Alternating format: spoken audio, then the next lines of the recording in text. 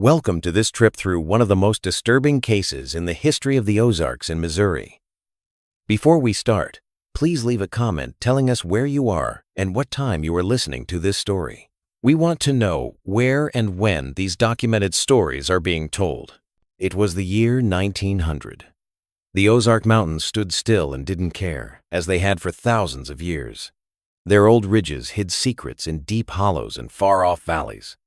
In Washington County, Missouri, the Big River cuts through limestone bluffs. There was a building there that people in the area called Sutton's Crossing. Official maps called it Bridge Number 27, but people who lived in the nearby town of Irondale never called it that. It was the Widowmaker to them, or the Gateway to Hell, as many local accounts from the time called it. The bridge itself wasn't anything special. It was a wooden trestle bridge built in 1879 to connect mining operations on either side of a very deep gorge. The ravine below dropped almost 60 feet to the dark waters of the Big River, which moved through this narrow passage with an unusual amount of force. In 1875, local geological surveys found that this part of the river had strange acoustics. One surveyor said that water flowing over submerged rock formations made a most unusual reverberation, reminiscent of distant voices in heated conversation. This crossing was different, not because of its architecture, but because of the strange feeling that seemed to surround it. Travelers said that an odd silence fell over the area as they got closer to the bridge. The birds stopped singing, and the wind seemed to hold its breath. County records show that at least 17 things happened on or near the structure between 1888 and 1901.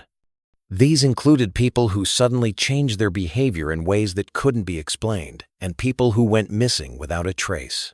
The first known case was that of a mailman named Thomas Holloway. The Irondale registers the 17th of May, 1888. Issue says that Holloway was on his usual route when his horse wouldn't cross the bridge. The animal is said to have gotten so upset that it threw its rider off and ran back to town. Holloway finished his trip on foot, but he told a number of witnesses that he felt pressure following him home. He quit his job 3 days later without giving a reason. Town records show that he sold his house for a big loss and moved to Illinois, where he didn't get in touch with anyone else. 3 different things happened in the summer of 1892, all within 6 weeks. A local farmer named Ezekiel Morrison said that while crossing the bridge shortly after sunset on June 12, he heard a conversation occurring inside my own head, though I could not make out the words. Morrison, who was known to be a calm man who didn't exaggerate, was so shaken by the experience that he changed his route to market, adding almost 7 miles to his journey to avoid Sutton's Crossing. On July 1st, around 4 inches the morning, Abigail Waywright, a well-known midwife who had just come back from helping with a birth in the outlying settlements, was found wandering near the eastern approach to the bridge. Sheriff Thomas McCready, who was Sheriff Dougherty's predecessor, said that Mrs. Waywright seemed confused and kept asking if the voices in the wood had sent for her. After a day of rest, she couldn't remember anything about what happened and seemed confused when asked about what she had said. The case of William Dyer, a carpenter hired to fix the western railing of the bridge after it was damaged by spring flooding, was probably the most disturbing. In late July 1892, Dyer worked at the site for 3 days in a row.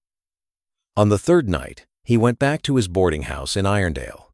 His landlady later said that he sat in perfect silence through the dinner hour, neither eating nor responding to conversation directed at him.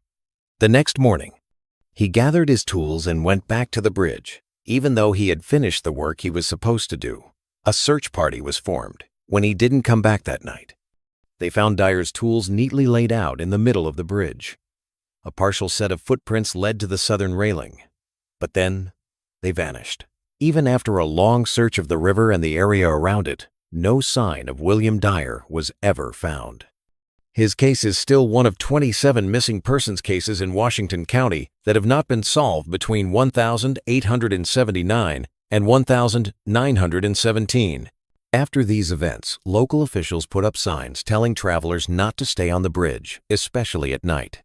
There was no official investigation because rural disappearances were unfortunately common in the Ozarks during this time. However, people in the area became unofficially tired of the situation. People who needed to cross the bridge said they did it quickly, often with a silent prayer or a charm for protection. Some people wouldn't cross it alone, no matter what time it was. The Mercer family's incident in the winter of 1900, however, is what really made the bridge famous. Jacob Mercer, a well-respected foreman at the Palmer Lead mine nearby, lived with his wife Elizabeth and brother Isaiah in a small house about a mile from Sutton's Crossing. Everyone agrees that the Mercers were pretty normal people. They worked hard, kept to themselves, and were very religious. Jacob had worked at the mine for almost 15 years and was known for being dependable and calm. The Palmer mine kept Jacob Mercer's personnel file for 15 years, and it is now in the Missouri Historical Society's archives in St. Louis. These papers always say that he is methodical, calm, and not prone to daydreaming. In the annual review from February 1900, his boss Harold Whitmore said, "Mercer remains the most dependable foreman in our employ, demonstrating sound judgment even in crisis situations." The Mercers mostly kept to themselves. They went to church on Sundays at the Methodist Church in Irondale, but they didn't spend much time with their neighbors. Elizabeth was known to sell pickled vegetables and preserves at the general store twice a month. Isaiah sometimes worked as a carpenter. Their property wasn't very big, but it was well kept. It had a vegetable garden, a small apple orchard, and a barn with 2 milk cows and a team of workhorses. Isaiah Mercer came to Tennessee in the spring of 1900 after his wife Sarah died of tuberculosis. Elizabeth Mercer's sister kept letters that said Isaiah was very sad about his wife's death but found comfort in working with his hands and spending time with family. People who met him said he was quiet but polite, good with his hands, and had a thoughtful attitude. The Mercer homestead was on a small rise that looked out over a small stream that flowed into the big river. Jacob built the main house in 1885, not long after he married Elizabeth. It was a simple 2-story building, made of local oak and limestone. There was a covered porch on the east and south sides that let people see the road coming and the ridge in the distance where Sutton's Crossing was visible as a dark line against the horizon. That year, winter came to the Ozarks and brought with it a lot of snow. The Mercer family kept up with their normal routine. Jacob kept working at the mine, crossing Sutton's Crossing every morning and evening to get there. Elizabeth took care of things at home. Isaiah, who had come from Tennessee the spring before, helped fix things around the house and made extra money by making things out of wood. The weather in the area was especially bad in December 1900. The U.S. keeps records of the weather. The Weather Bureau station in Springfield reported that temperatures stayed below freezing from December 7th onward. By the middle of the month, some areas had up to 18 inches of snow. Travel got harder, and many people who lived in rural areas were cut off from the rest of the world until things got better. The Palmer Lead mine, on the other hand, kept working no matter what the weather was like. Because the operation was important to the region's economy, work went on unless conditions got really bad. Jacob Mercer lived on the other side of the river from the mine, but he crossed the bridge every day, no matter what the weather was like. Mine attendance records show that he was there every day during the early winter months. Jacob Mercer left for work on the 11th of December 1900 like he always did. It was clear in the morning, but it was very cold, with temperatures around 15 degrees Fahrenheit. Elizabeth said later that Jacob left the house at his usual time of 5:30 a.m., carrying a lantern to light his way to the bridge. He thought he would be back, as usual, soon after 4 p.m., end of his workday. The Washington County Historical Society has a copy of the mine's attendance ledger, which shows that he did his job without any problems and left at the usual time. As night fell, other miners saw him walking towards Sutton's Crossing. This was the last time anyone saw Jacob Mercer, the man his co-workers and neighbors had known for years. We don't know for sure what happened on the bridge that night. There were no witnesses to see Jacob cross. Elizabeth noticed a change in his behavior when he got home, which was about 40 minutes later than usual. She later told County Sheriff William Dougherty, in a statement recorded on the 3rd of January 1901, that Jacob seemed distant, as though his thoughts were elsewhere. She thought this was because he was tired and the weather was so bad. Elizabeth's journal, which was found among her things after she left the area, gives more details about that night. Jay came back late today, almost 5:30. His clothes were covered in more snow than the weather would account for, which suggests he may have fallen or stood still outside for a while. When I asked him about it, he said he had stopped on the bridge to listen to what he called the river talking. I suggested he was just hearing the water moving beneath the ice, but he shook his head and said, no, it was using words. He didn't eat dinner and went to bed early, saying he was tired. In the days that followed, Jacob's behavior changed in small but noticeable ways. Isaiah Mercer's personal journal, found during the investigation that followed, is the best modern record of these changes. On December 12th, Jacob started to show some worrying behaviors, such as long periods of silence, not eating, and most importantly, standing still by windows for long periods of time, especially after dark. Isaiah said on December 13, Jay spoke only 12 words today, by my count. When you talk to him directly, he takes a while to respond, as if he is bringing his attention back from somewhere far away. E is worried, but thinks it will pass. The entry for December 14th says, I found Jay standing at the eastern window at 3 a.m., looking toward the bridge. When I asked him if something was bothering him, he said, it's clearer at night. The other sounds don't bother me.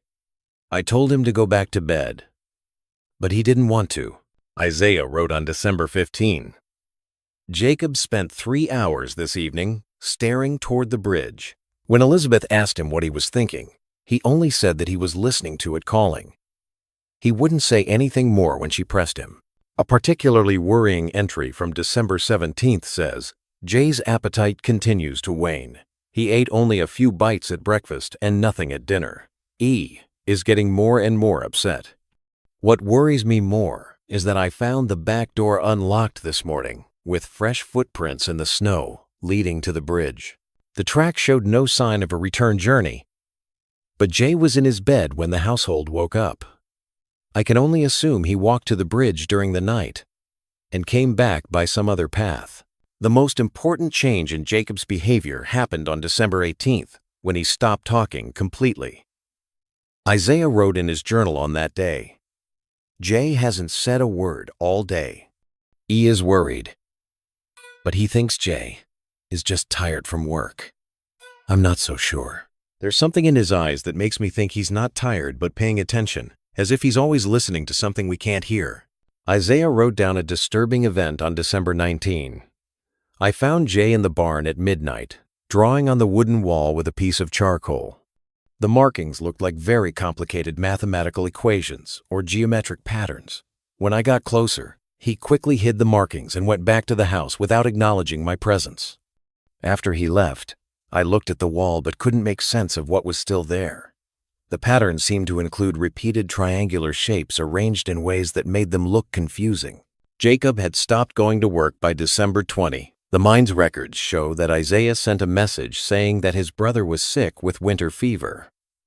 The Palmer Mine's medical log has a short note saying that they got the message and that Isaiah could take 5 days off, with the expectation that a doctor's note would follow if the illness lasted longer than that. Elizabeth's journal entry from December 21st shows her growing worry. Jay has now spent 2 days in complete silence. He takes no food unless directly handed to him, and then only enough to stay alive.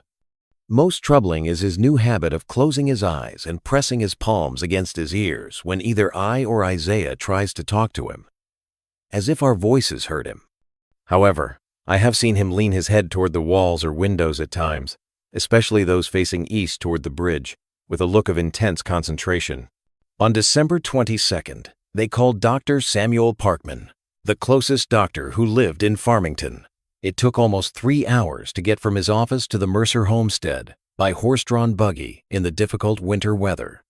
His medical notes, which are still in the county archives, said that Jacob was physically sound but mentally absent. Patient exhibits no fever or identifiable symptoms of physical distress, but remains unresponsive to verbal stimuli. Pupils react normally to light, pulse, and respiration, within acceptable parameters. Diagnosis unclear. Possibly nervous exhaustion or early indication of mental deterioration. Dr. Parkman told him to stay in bed and take a tonic made from valerian root. He also told Elizabeth and Isaiah to keep a close eye on Jacob and call him if his condition got worse. The doctor's notes include a strange addition. The patient became briefly animated when I mentioned crossing the bridge to reach their property. The only thing he said during my examination was, "It waits there still." When I asked him about this, he went back to being unresponsive. In a letter to a medical colleague in Street, Louis dated the 27th of December 1900, which was found among Parkman's things. After he died in 1911, the doctor said he was frustrated with Jacob's case. I confess myself perplexed by Mercer's condition. Physical examination reveals no organic cause for his altered state. Were this an isolated case, I might attribute it to particular psychological pressures, or perhaps an undiagnosed brain fever. However, I am troubled by the similarity between his symptoms and those I observed in Thomas Holloway some 12 years prior, as well as in 3 other patients from the same geographical area over the intervening period. All exhibited this peculiar fixation on Sutton's crossing and reported auditory phenomena associated with the structure. I begin to wonder whether some environmental factor specific to that location might be responsible, perhaps a mineral emanations from the underlying geological formations affecting the nervous system. There was no improvement during the holiday season. Isaiah's journal entries get more and more worried as they note that Jacob now spends hours every night standing on the front porch, facing Sutton's crossing, no matter what the weather is like. Isaiah wrote on December 28th, "This morning I found Jay's boots covered in mud, even though he was in bed when we went to bed last night. He must be walking to the bridge at night. E wants to keep him in his room after dark, but I told him not to because it might make his already disturbed mind worse." A particularly disturbing entry from December 29th reads, "Followed Jay at a distance this evening. He walked directly to the bridge, his path unerring despite the darkness and accumulation of snow. Upon reaching the center of the crossing, he stood motionless for nearly 40 minutes.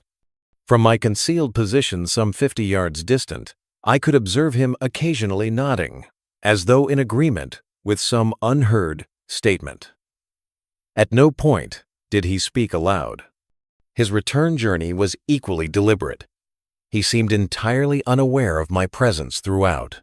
Isaiah wrote on December 30 that Jay spent the afternoon trying to draw the patterns I had seen him drawing in the barn on paper. He filled 7 pages with increasingly complex geometric shapes. When E asked him what they were for, he didn't answer verbally but put his hand on the center of one drawing and closed his eyes as if he were feeling for vibrations. I looked at these papers later when he wasn't there and felt a strange visual discomfort when I focused on certain parts. The lines seemed to create an optical effect that made the flat surface look like it was going back into impossible depths. On New Year's Eve, 1900, things changed. Elizabeth's later statement and Isaiah's journal both say that Jacob spoke up during dinner. As Isaiah wrote, he said, "It's waiting for someone to listen properly. I've been listening wrong. Tomorrow, I'll understand better." Elizabeth's diary gives more information. Jay spoke for the first time in almost 2 weeks this evening. His voice sounded lower than it used to, and the way he spoke was strange. When I said I was glad to hear him speak again, he looked at me with an expression I couldn't quite understand, something between pity and resignation. He said, "The bridge knows things. It remembers what was there before the wood, before the stone, before us." He wouldn't say anything else about it. When Elizabeth woke up that night, she saw that Jacob's side of the bed was empty. She said that at first she thought he had gone to the bathroom, but she got worried when he didn't come back in a reasonable amount of time. She woke Isaiah up, and he said that Jacob was not home. Both said that even though it was very cold, 7 degrees below zero that night, Jacob had not taken his heavy coat or gloves.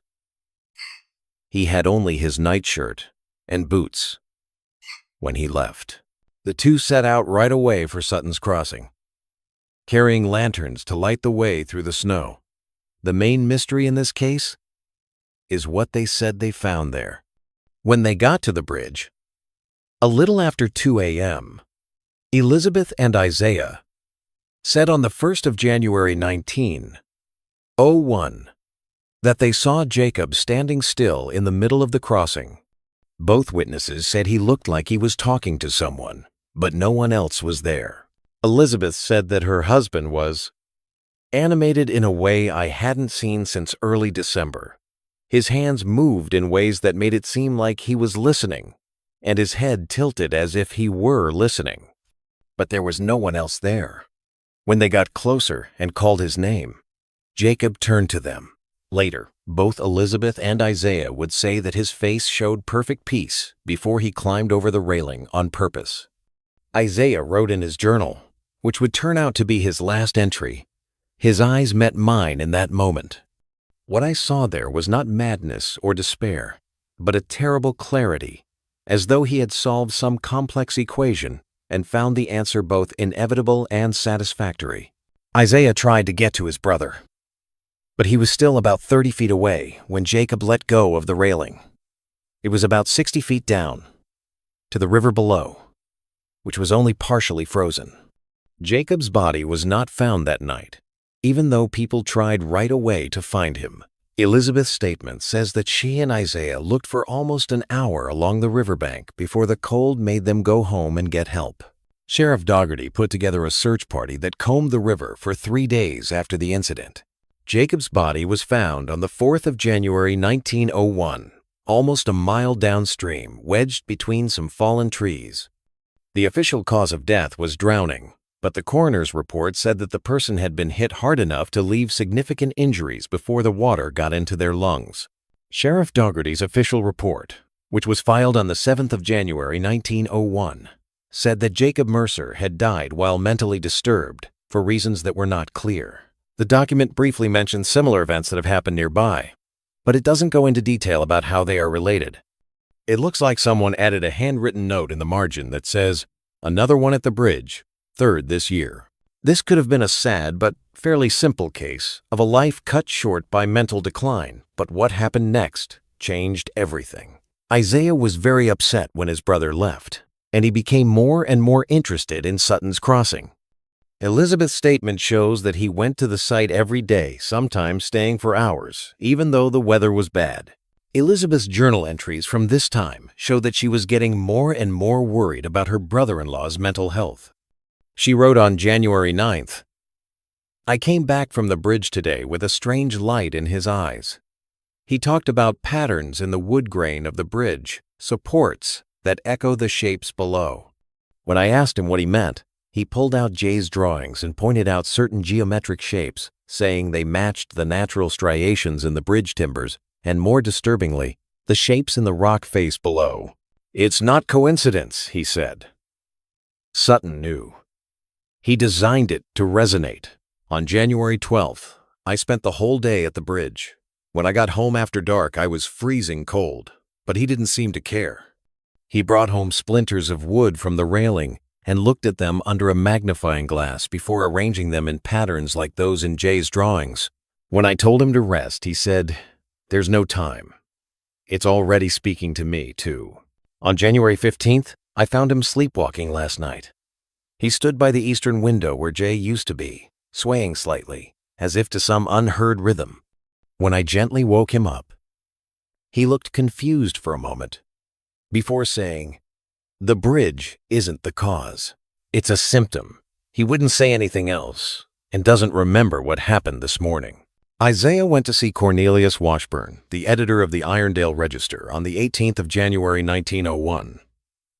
He told him that he had important information about the bridge's true nature. Washburn, who was known for being skeptical and strict in his work as a journalist, first rejected Isaiah's claims as the fantasies of a brother who was grieving. But he agreed to go with Isaiah to the crossing the next day, maybe to get information for a human interest story about the tragedy. His granddaughter gave his personal journal to the Washington County Historical Society in 1957. It has a full account of this visit. He wrote in his journal on the 19th of January 1901 that he and Isaiah got to the bridge shortly after noon. The weather was clear, but it was very cold. Isaiah was upset but clear, and Washburn kept telling the editor to be quiet and listen to the bridge. The two men stood in silence for almost 30 minutes. Washburn's journal shows that he is getting more and more worried about Isaiah's mental health. As he was getting ready to suggest they go back to town, he said he heard what he called a strange acoustic phenomenon. He said, the sound of the water flowing beneath suddenly changed. Instead of the random patterns of natural movement, there appeared what can only be described as rhythmic undulations, almost like articulated speech, though in no language I could identify. The sensation lasted perhaps 20 seconds before fading away. I tried to write off the experience as a trick of acoustics and the power of suggestion, Washburn writes. But Mercer seemed to be right. You heard it, he said. Not clearly yet, but you heard it begin to speak. When I suggested that what we had experienced was just the wind moving through the gorge's unusual shape, he shook his head in disappointment. You need to listen longer. It takes time to attune your perception. Jacob understood. Toward the end, Washburn thought that the cold, the gorge's natural acoustics, and his own suggestibility all played a role in this experience. After hearing Isaiah's ideas, he didn't mention this event in the Irondale Register article that came out on the 22nd of January 1901. Instead, the article talked about how the community reacted to Jacob's death and gave a short history of accidents that had happened on the bridge. The article, which was called Local Man's Tragic End, highlights bridge safety concerns, didn't say anything about the strange things that happened before Jacob left. It did, however, include a paragraph that said, local authorities have long recognized Sutton's Crossing as a site requiring caution, with 17 documented accidents occurring there since its construction in 1879, a figure significantly higher than comparable structures in the county. Isaiah Mercer, on the other hand, became more and more sure that the bridge itself was somehow alive or had some evil intelligence. Elizabeth later said that he started gathering information about past events at the crossing by talking to people who had lived there for a long time and looking at county records. By the end of February 1901, he had gathered a lot of evidence that pointed to patterns of strange behavior and unexplained events linked to the building. Elizabeth's journal from February 10th says, I came back from Farmington today with copies of the county records. He spread these out on the dining table and spent hours sorting them by date and type of incident. He says the pattern that came out shows a clear link between phases of the moon and strange things happening at the bridge. What's even more troubling is that he says these things have been happening more often and more severely since the bridge was built, with the biggest increase happening in the last 10 years. On February 17th, she wrote, I has begun mapping the locations of all homes in the vicinity from which individuals reported unusual experiences connected to the bridge. He believes there exists a pattern of impact radiating outward from the structure, with the severity of effects diminishing in proportion to distance. Our own home, he notes with evident concern, falls just within what he terms the primary influence zone. Isaiah seems to have come up with a theory about how the bridge affects things by the end of February. Elizabeth wrote on February 26th, I talked a lot this evening about resonance frequencies and how they affect how people think. A lot of what he said was too complicated for me to understand. But he seems to think that the gorge under Sutton's Crossing has strange acoustic properties that can, in some situations, affect the human nervous system. He suggests that the bridge's design may make these effects stronger instead of weaker. When I asked if this was on purpose, he said, I'm increasingly convinced that Frederick Sutton incorporated specific elements into his design with full awareness of their likely consequences. Isaiah told Sheriff Dougherty about his findings on the 3rd of March 1901 and asked for an official investigation. The visitor log for the sheriff's office shows that this meeting did happen and lasted about 45 minutes. There was no official action taken, and later, Dougherty said that Isaiah was consumed by grief and searching for meaning in a senseless tragedy. Sheriff Dougherty's personal notes, which were found among his belongings after he retired in 1912, give more context. Mercer presented a disturbing volume of research regarding Sutton's crossing. While his interpretations tend toward the fantastic, the underlying data he has compiled is difficult to dismiss entirely. The statistical anomalies associated with the bridge, particularly the clustering of mental disturbances among those living within 1 mile of the structure, warrant consideration. However, official investigation seems unlikely to yield actionable results and may only serve to heighten public anxiety. I have advised Mercer to forward his findings to the State University, should he wish them examined by those with appropriate scientific expertise. What is especially interesting about Isaiah's investigation is that he found a pattern in how the bridge was built. Records from the county show that Frederick Sutton, the engineer who designed Sutton's Crossing and for whom it was named, made several unusual changes to the standard design while the bridge was being built in 1879. These included uneven spacing of support beams and the use of iron parts arranged in patterns that didn't seem to serve any structural purpose. Isaiah found the original architectural plans for the bridge in the county archives. They were very different from how it was actually built. Sutton's handwritten notes from April 1879 call for specific changes to the original design, such as adding iron resonators at precise intervals along the underside of the span. These changes were made even though they raised the project's cost by almost 18%, which suggests that Sutton thought they were necessary. More importantly, Isaiah found proof that Sutton had acted in ways similar to Jacob's after the bridge was finished. A story in the street. Louis Post-Dispatch from the 12th of November, 1879, says that Sutton was sent to the state lunatic asylum in Fulton after trying to destroy the thing he had made. He is quoted in the article as saying, "The bridge speaks with voices that shouldn't be there." Isaiah's further research showed that Sutton had built 6 other bridges in Missouri and Illinois before this one, and all of them were still in use without any problems. Before the Irondale project, his professional reputation was excellent. County records said he was methodical to a fault and had a mathematical precision that ensures structural integrity beyond the common standard. Isaiah found out that Sutton's Crossing was different from his other work because of where it was. The gorge's unique geological formation and strange sound properties were unlike anything he had worked on before. Sutton would have looked at a geological survey from 1875 while he was designing the bridge. This survey noted the strange resonant quality of the ravine and said that any structure that crossed it should be built to dampen rather than amplify these natural sounds. Sutton's design, which went against this advice, included features that, in theory, would make the gorges sound better.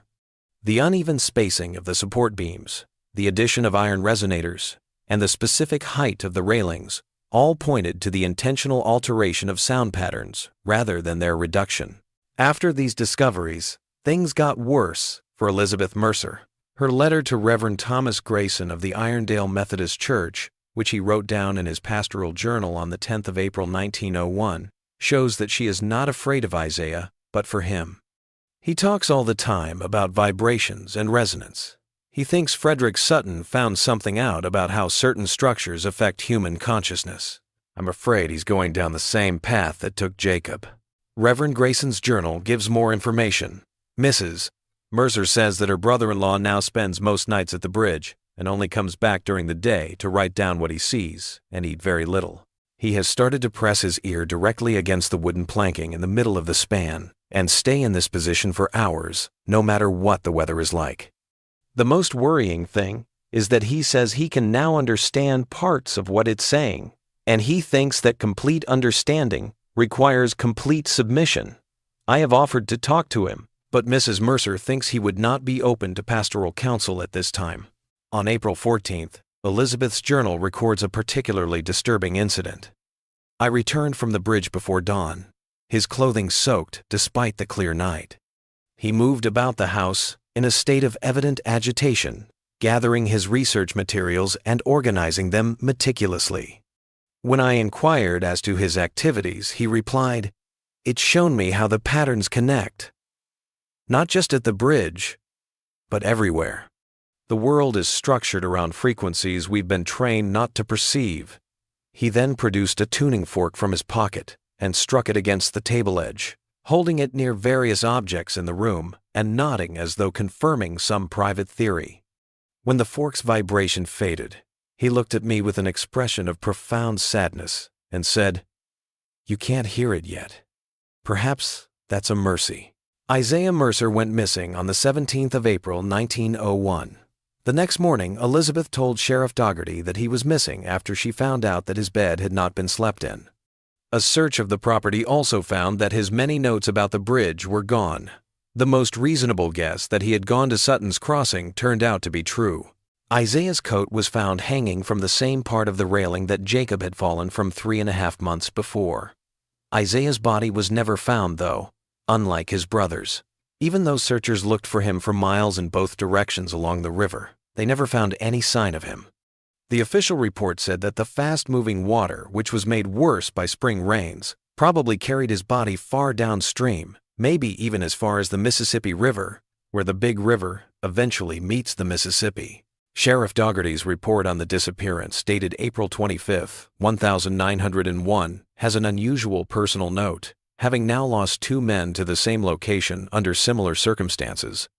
"I feel compelled to note my growing concern regarding Sutton's Crossing.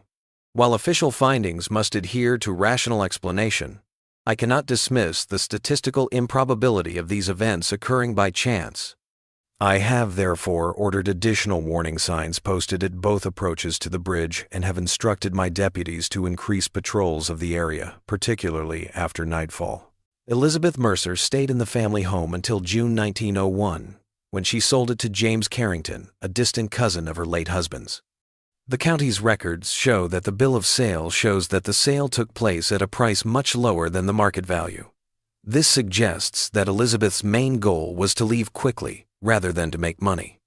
She moved to her sister's house in Springfield, Missouri, where she lived until she died in 1943. Elizabeth's sister's descendants told historian Margaret Welch in 1965 that Elizabeth never talked about her husband's departure or her brother-in-law's disappearance again. There was only one exception, a note in her sister's diary from 1902 that said, "Lizzie woke up screaming again last night. When she calmed down, she would only say, 'Some bridges aren't meant to be crossed.'" People still use Sutton's Crossing, even though it had a bad reputation, until 1917, when a structural assessment said it wasn't safe to use anymore. Instead of fixing the old structure, county officials decided to build a new crossing about half a mile upstream. The first bridge was left alone and fell down during a bad storm in 1924.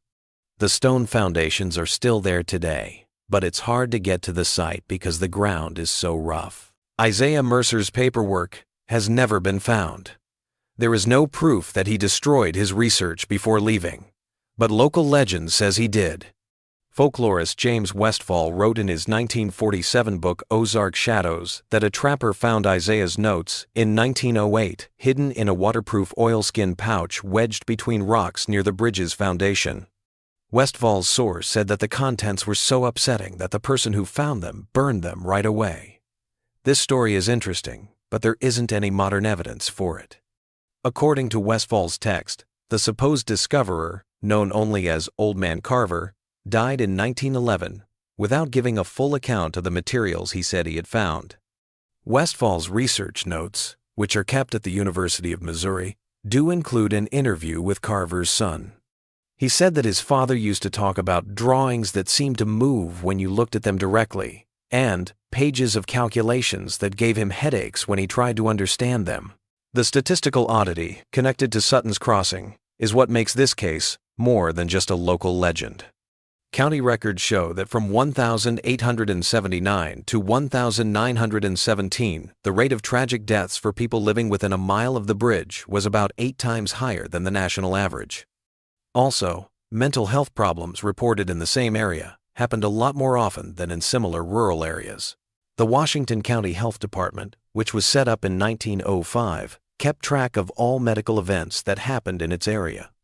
A look back at these documents shows that between 1905 and 1917, doctors recorded 47 cases of what they called nervous disorders in people who lived near Sutton's Crossing.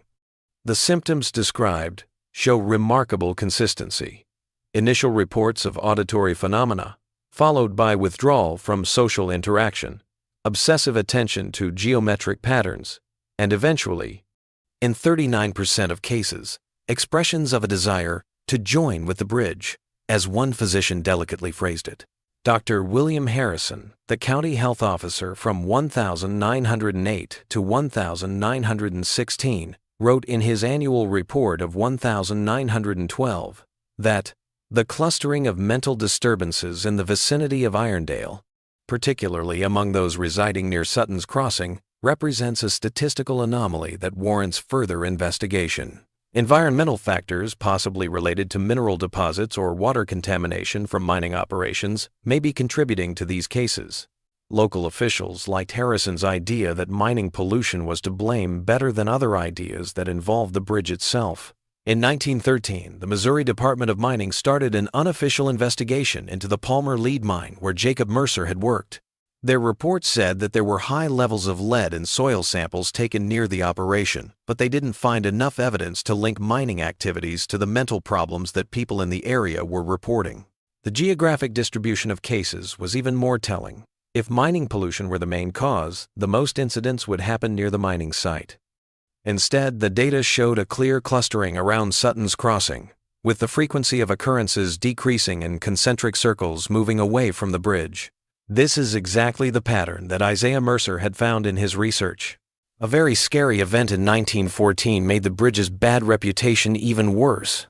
The Irondale Register has old pictures of about 20 local people getting together at Sutton's Crossing on the evening of June 21st, the summer solstice. The article that goes with this says that these people had all gotten to the bridge on their own shortly after sunset, each saying that they had been drawn there by strange sounds.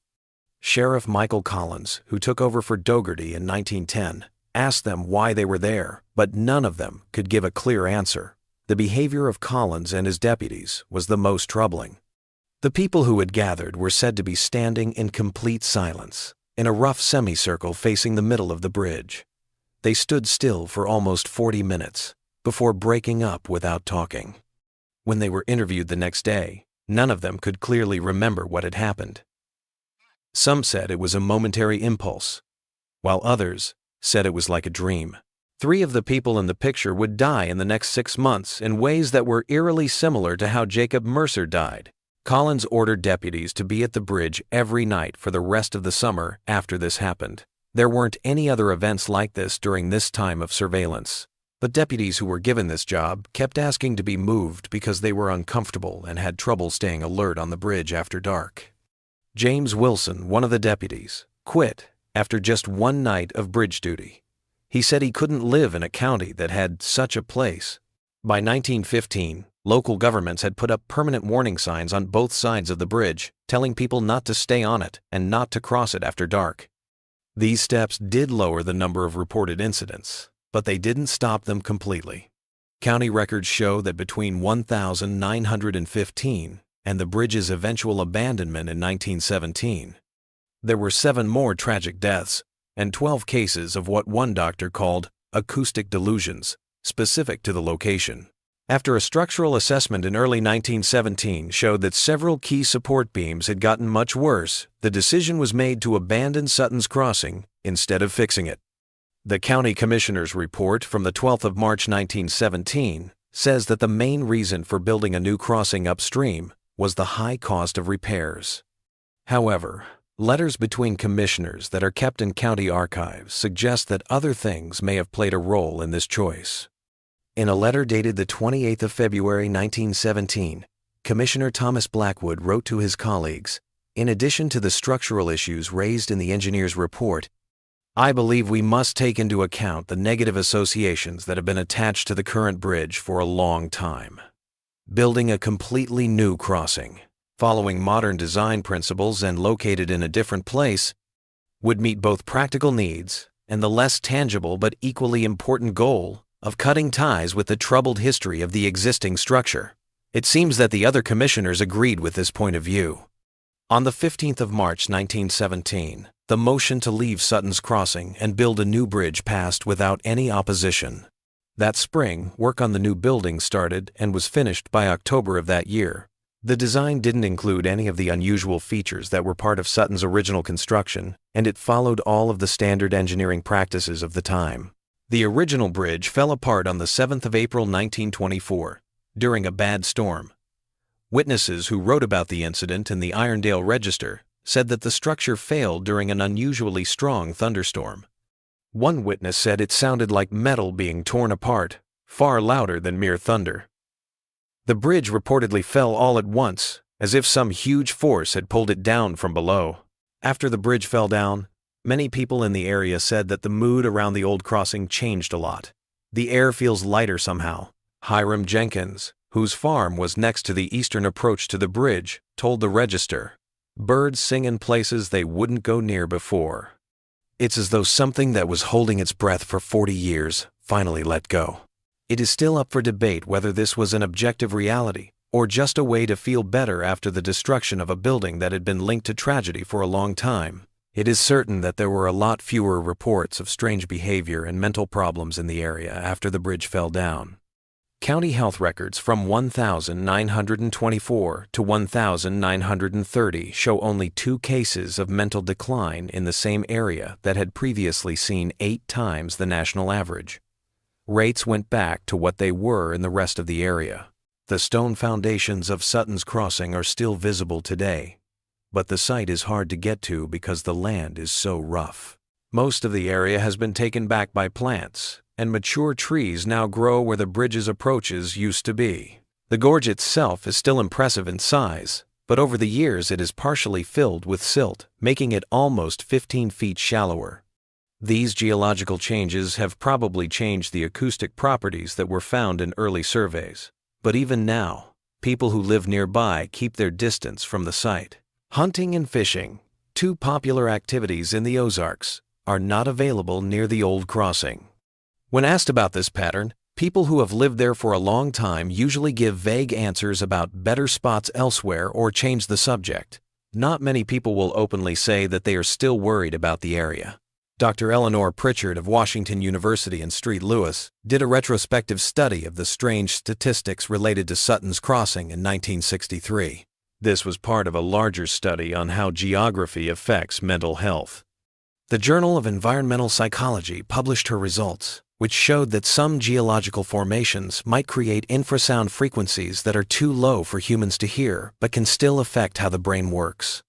She specifically mentioned the unusual gorge formation under Sutton's Crossing as a possible source of these vibrations. In April 1963, Pritchard's research team went to the site of the collapsed bridge. Their equipment picked up strange sounds in the gorge, such as standing wave patterns that made nodes of sound that were much louder at certain points. One of these points was exactly where the bridge had been. Her paper suggested that these strange sounds, along with the bridge's design, might have caused a kind of resonance that affected the human nervous system over time. The paper makes a very interesting point. When test tones of exactly 18.9 Hz were played at the site, our team felt a range of things, including unease, mild disorientation. In 2 cases, auditory hallucinations, described as whispering voices. These effects went away right away when the tones stopped. This frequency seems to be uniquely amplified by the gorge's shape and may have been even more so by the original bridge structure's specific dimensions. Pritchard's research is still controversial in the academic world. Critics cite methodological constraints and the infeasibility of replicating the original conditions of the intact bridge. Washington University kept her research notes and recordings, but they were said to have been lost when the storage facility was reorganized in the late 1962. Efforts to reproduce her results using contemporary equipment have produced variable outcomes. Some researchers observe analogous acoustic anomalies, whereas others find no irregularities. After her first study, Dr. Pritchard herself chose not to do any more research at the site. She wrote in a letter to a co-worker in September 1963, "The data collected at Sutton's Crossing suggests fertile ground for continued investigation, but I don't want to go back there. This reluctance is not because I'm skeptical of science, but because I believe that some phenomena are better left unexamined once they are identified. The patterns we've begun to see may lead us in directions that are not compatible with academic objectivity." There is no doubt that this otherwise normal rural crossing has had an unusual number of incidents. County records show that between 1,879 and 1,917, 23 people died as a direct result of the bridge, 17 people who jumped off the railing, and 6 accidents. There were also 31 more cases of nervous disorders among people who used the crossing regularly, especially those who crossed it every day for work. The fate of Frederick Sutton, the bridge's namesake, may be the most telling. He was diagnosed with severe depression with delusional symptoms after he was sent to the Fulton Asylum. Hospital records show that he wouldn't sleep in rooms with right angles because he thought that certain shapes made doorways in the mind. He stayed in the hospital until he died in 1885, reportedly from starving himself because he thought food had become contaminated with bridge thoughts. Sutton wrote and drew hundreds of pages while he was in prison for 6 years. Asylum records showed that these materials showed an obsessive interest in the mathematical connections between sound, structure, and human consciousness. Dr. James Hollister, the doctor who was there, said that Sutton's calculations, even though they seemed delusional, showed a coherence and internal consistency that suggested methodical rather than chaotic thought processes. A fire that damaged the east wing of Sutton's asylum in 1894 destroyed most of his writings. Dr. Hollister had taken them out for study just before the fire, so 16 pages survived. These pieces, which are now in the Missouri State Archives, give us unsettling information about Sutton's thoughts while he was in prison. One passage from October 1880 says, "The bridge was just a prototype, an experiment to confirm what I had theorized but could not prove without practical application. The results were better than I had hoped for, in ways that were both fascinating and terrible. I now understand that certain arrangements of matter can act as conduits for frequencies that humans usually can't perceive. The implications go far beyond civil engineering."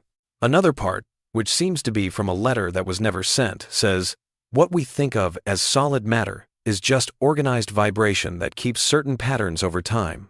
By adding certain counter vibrations at certain points, you can make interference patterns that change the normal relationship between consciousness and physical reality." The bridge shows this idea on a small scale. Bigger uses would have bigger effects.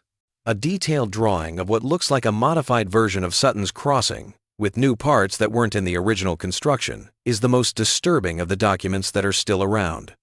The notes next to this drawing say that this improved design would make the effect 10 times stronger and could even create permanent conduits instead of temporary openings. The most troubling thing about the Sutton's Crossing case is not the documented events, but the way the victims always act the same way. In nearly every documented case, individuals demonstrated a consistent pattern: initial intrigue, subsequent withdrawal and silence, and ultimately an evident compulsion to revisit the bridge during nocturnal hours. Everyone who made it through this last stage said they heard voices or music coming from the building itself. Some modern theories say that mass hysteria or toxins in the environment are to blame. Some people think that the Palmer lead mine where Jacob Mercer worked could be a source of heavy metal pollution that could cause neurological problems. But this theory doesn't explain why the incidents happened in certain places and stopped when the bridge was no longer used.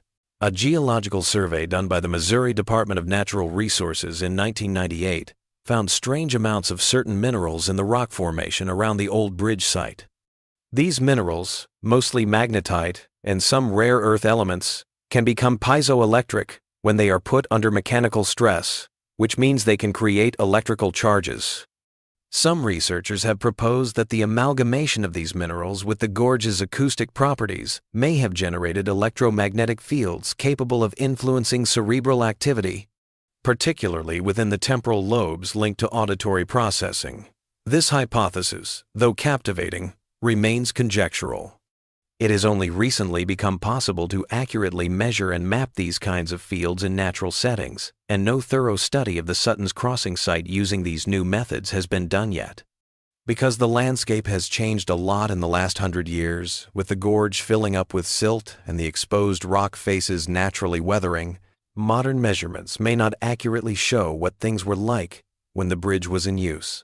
Workers found a strange object buried in one of the remaining foundation stones while building a flood control project near the site of the original bridge in 1965.